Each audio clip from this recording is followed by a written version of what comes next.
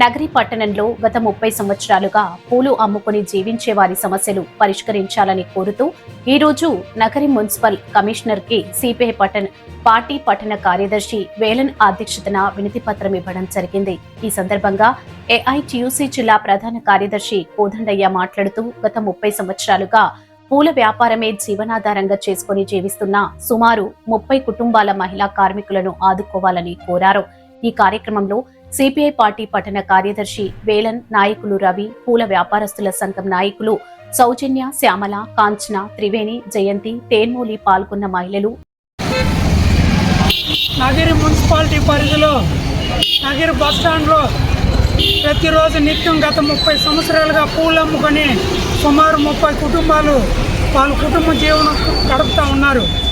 గత కొంతకాలంగా ఈరోజు బయట రైతుల పేర్లు చెప్పుకొని కొంతమంది ఈరోజు పూలు తీసుకొని వచ్చి సాయంత్రం 4 నుంచి 7 గంటల్లోపు అతి తక్కువ ధరకు అమ్మేసి 30 మంది కడుపులు కొట్టడం జరుగుతూ ఉంది.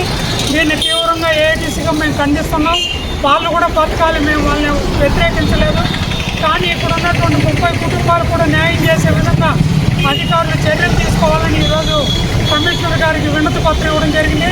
కమిషనర్ గారు కూడా సానుకూలంగా స్పందించి వెంటనే పరిష్కారం చేస్తామని హామీ ఇవ్వడం జరిగింది. ఈరోజు వీళ్ళు 30 ఏళ్ళుగా వ్యాపారం చేసుకుంటా ఉంటే వాళ్ళకి గుర్తింపు కార్డులు కానీ కనీస మౌలిక వసతులు కూడా ఈరోజు మున్సిపల్ అధికారులు కేటాయించలేదు. 2014 వీధి విక్రయదారుల చట్టం ప్రకారం వీళ్ళకు కావాల్సినటువంటి సదుపాయాలన్నీ కూడా ఈరోజు ప్రభుత్వం కల్పించాలి. అందులో భాగంగానే ముద్రా లోన్ పేరుకు పైన కూడా చిరు వ్యాపారులకి లోన్ కూడా ఇవ్వడం జరుగుతూ ఉంది.